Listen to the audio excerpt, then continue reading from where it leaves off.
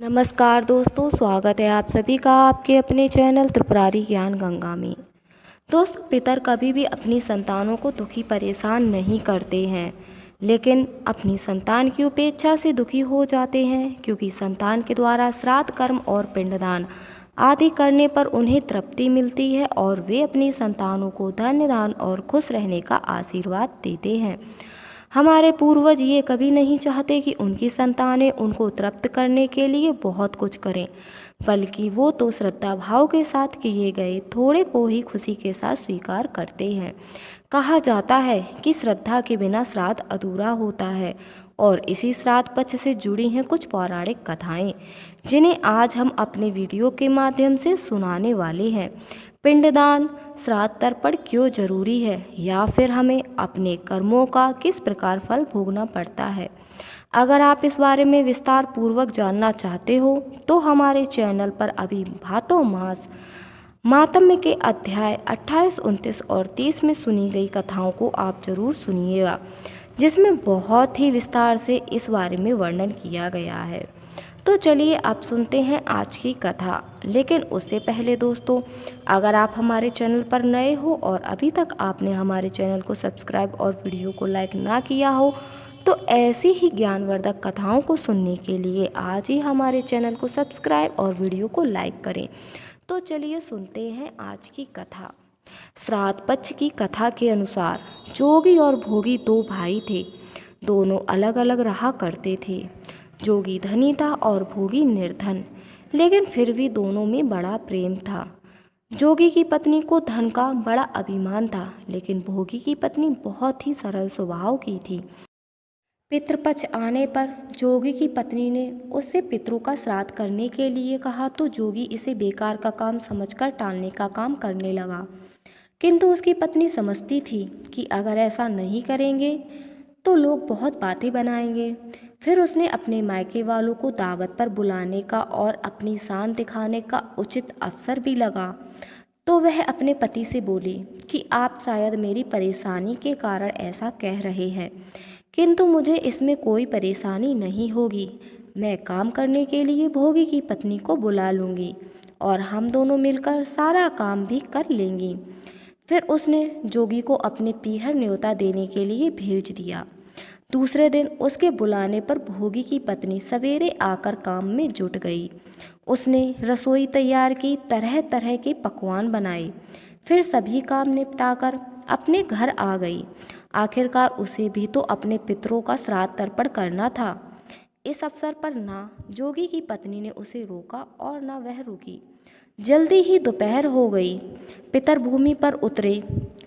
जोगी भोगी के पितर पहले भोगी के इधर गए, तो उधर क्या देखते हैं कि उसके ससुराल वाले पहले ही भोजन करने में जुटे हुए हैं। निराश होकर वह भोगी के यहाँ गए। वहाँ जाकर देखा तो वहाँ क्या था, मात्र पितरों के नाम पर अग्यारी दी गई थी। पितरों ने उस अग्यारी की राख चाटी और भूखे ही नदी के तट पर आ पहुँचे। क्योंकि भोगी के यहाँ धन का अभाव था, वह ढेर सारे अन्य पकवान नहीं बना सकता था। थोड़ी ही देर बाद सारे पितर इकट्ठे हो गए और अपने अपने यहाँ के श्राद्धों की, वंशजों की बड़ाई करने लगे। जोगी और भोगी के पितरों ने भी अपनी आप बीती सुनाई। फिर वे सोचने लगे कि अगर भोगी सामर्थ्यवान होता तो शायद उन्हें भूखा ना रहना पड़ता, लेकिन भोगी के यहाँ तो 2 रोटी भी खाने को नहीं थी। यही सब सोचकर उन्हें भोगी पर दया आ गई। अचानक से वे नाच नाच कर गाने लगे कि भोगी के घर धन दो, भोगी के घर धन दो, भोगी के घर धन हो जाए, भोगी के घर धन हो जाए। शाम होने को हुई। भोगी के बच्चों को उस दिन खाने को कुछ भी नहीं मिला था।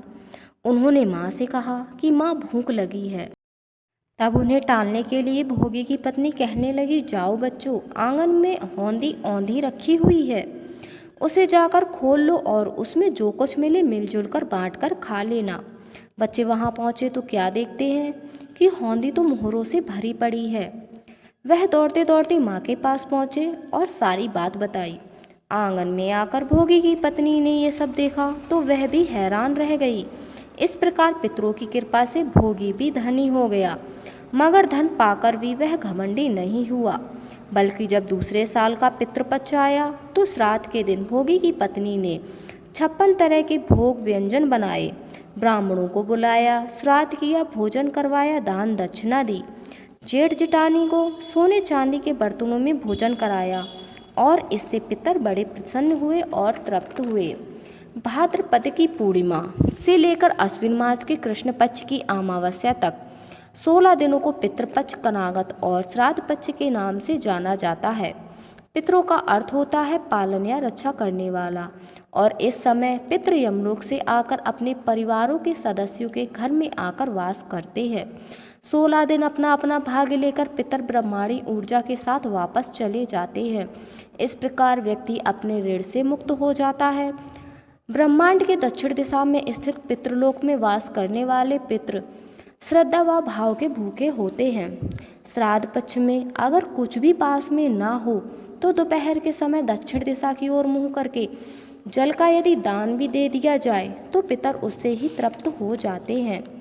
श्राद्ध का अर्थ अपने पितरों, देवताओं, परिवार और अपने वंशजों के प्रति श्रद्धा प्रकट करना होता है। जब परिवारजन अपने शरीर को छोड़कर चले जाते हैं तो वो फिर चाहे किसी भी रूप में हो या फिर किसी भी लोक में हो, वो श्राद्ध पक्ष के समय अपनी तिथि पर धरती पर आ जाते हैं। उनकी तृप्ति के लिए श्रद्धा के साथ जो शुभ संकल्प व तर्पण किया जाता है उसे हमारे पितृ सूक्ष्म रूप से आकर अवश्य ही ग्रहण करते हैं।